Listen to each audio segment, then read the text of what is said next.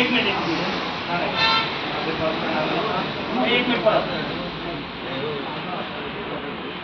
कृपया विनंती टाळ्याच्या काकडा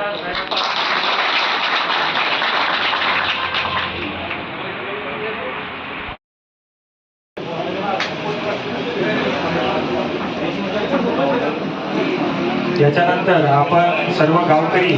आणि व्यापारी कुमारवासियांचे मी मनपूर्वक स्वागत आभार व्यक्त करतो आणि विशेषतः साहेबांचे आभार व्यक्त करतो. त्यांनी मुंबई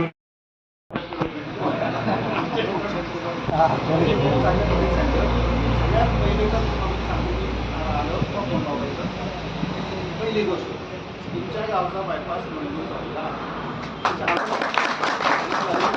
त्याचे पेपरला हे पण आले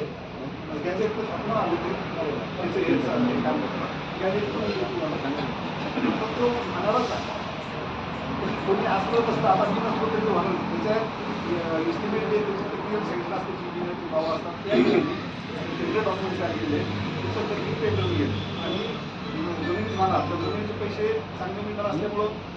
फार काही अडचण राहणार नाही असं मला वाटतं. बरं तुमच्या गावची अडचण आहे मला मान्य आहे खूप नाही होतं की 70% जमीन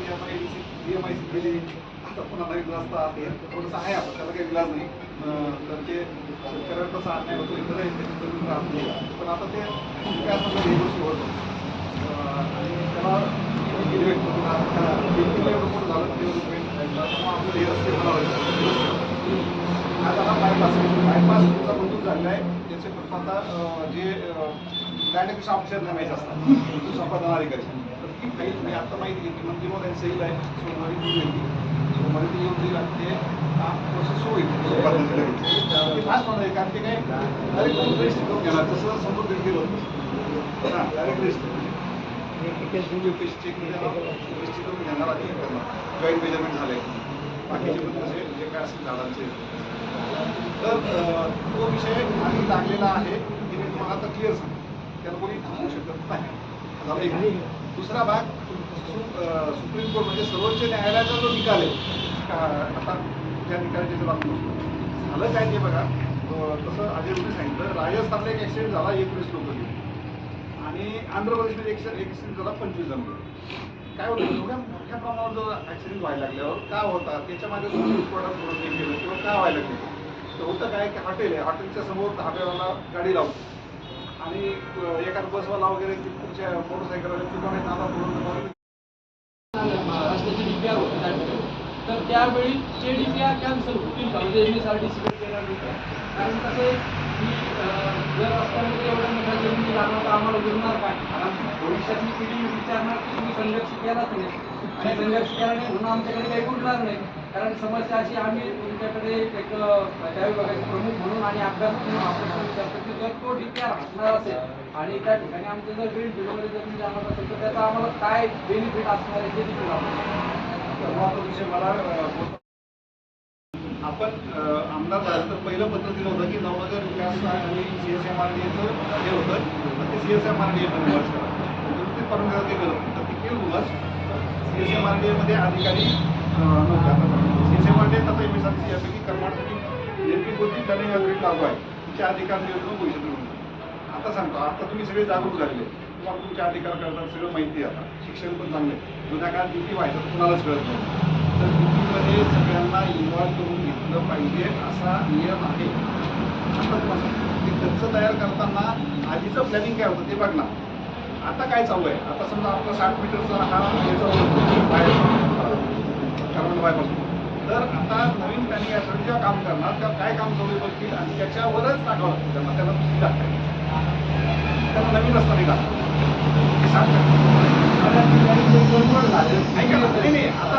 सोडून लागून सोडून पुन्हा आलं काय झालं आता जे काय झाला तो झाला जो काय हे झाला 60 मीटरचा आहे का त्याचप्रमाणे कृषी उत्पन्न बाजार समितीचे सभापती आमचे मित्र रामबाबा शेळके त्याचप्रमाणे शैत्याचे सरपंच बाबा वाघ आलेल्या सर्व पाहुण्यांचे मी कार्यालय ग्रामपंचायत कर्मचाऱ्यांच्या वतीनं आपण आमच्या समस्या ऐकून घेतल्या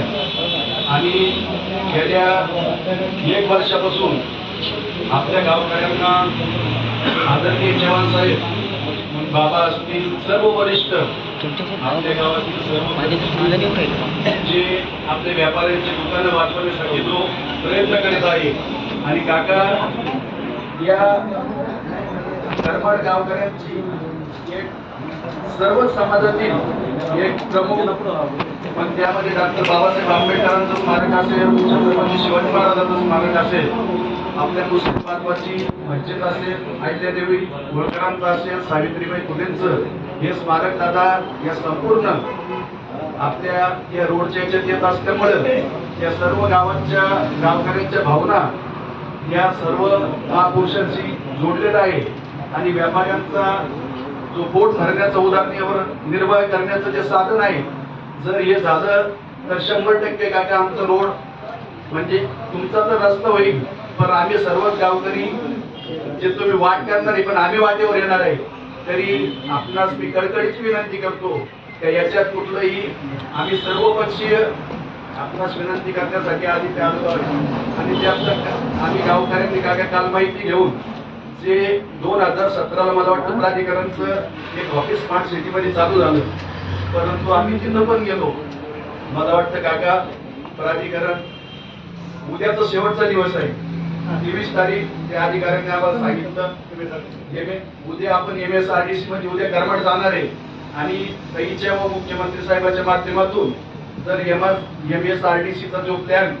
तुम्ही करणार आहे जे 30 मीटर वाढलं, त्यातून जर 30 मीटर आपण वगळलं तर 100% करमाड वाचणार आहे. तरी मी आपणास कळकळीची विनंती करतो की MSRDC मधून करमाड वगळावे. एवढं बोलून मी थांबतो. आपल्याला बायपास सभापती रामबाबा शेळके, सर्व सन्माननीय व्यासपीठ, गावकरी मंडळी आणि आजचा जो टिपी संघर्ष समितीने जो हा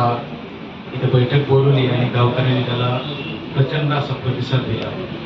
कारण की सगळ्यांच्या जिव्हाळ्याचा विषय होता. तो दादांनी सांगितलं 15 मीटर, आजच्या डेटला 30 मीटरच्या वर कोणाचं जाणार नाही, 15-15 मीटर, तो एक प्रश्न मार्गी लावला. आणि तिकडचाही जे विषय होते तेही दादांनी मागले. पण त्याला आता बोलले की आपल्याला MSRDC मधून गाव काढता यायला पाहिजे. त्याला सर्व MSRDC मधून जर गाव काढलं तर तुमचा विकासच होऊ शकत नाही. तुम्हाला सांगतो, कारण की त्याला एक पर्याय नाही. आपला रोड दादांनी सांगितलं, पण ज्यावेळेस नॅशनल हायवे हा होईल तो MSRD हा म्हणजे गाव अंतर्गत रस्ता याला घोषित करता येऊ शकतो. हा रस्ता जर गावांतर्गत झाला तर याचे पूर्ण अधिकार ग्रामपंचायतला येतील आणि 30 मीटरच्या वर हा रस्ता जाणार नाही. कारण की हा 30 मीटर, कारण की मागच्या बैठकीत आपण जे ठरलं होतं जास्तीत जास्त व्यापाऱ्यांनी गावकऱ्यांनी हजर राहावं. तुम्ही आलात त्याबद्दल तुमची मी मनापासून आभार मानतो. आपण ठरल्याप्रमाणे त्यांना आपणास आमंत्रित करण्याचं होतं ते आपले सर्वांचे आवडते आदरणीय जवान काका. वास्तविक पाहता एवढा मोठा अधिकारी लगेच फोन केला आणि हजर त्या अधिकाऱ्याने व्हावा असं कधीच होत नाही. ते आज एक राज्य स्तरावरचे अधिकारी आहेत. त्याविषयी आपण त्यांना दत्ता भाऊने फोन लावला, माझ्याकडे दिला, मी त्यांना बोललो. काल त्यांचा फोन आला, आज 2 बारा त्यांचं माझं बोलणं झालं. काका तुम्ही खरं म्हटलं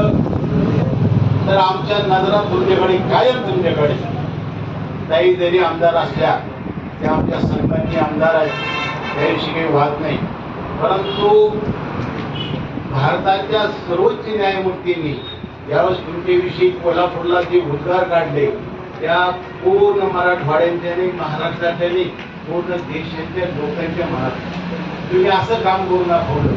त्यामुळं तुम्ही आमच्या सर्वांच्या मनात तुम्ही एक स्थान निर्माण केलंय.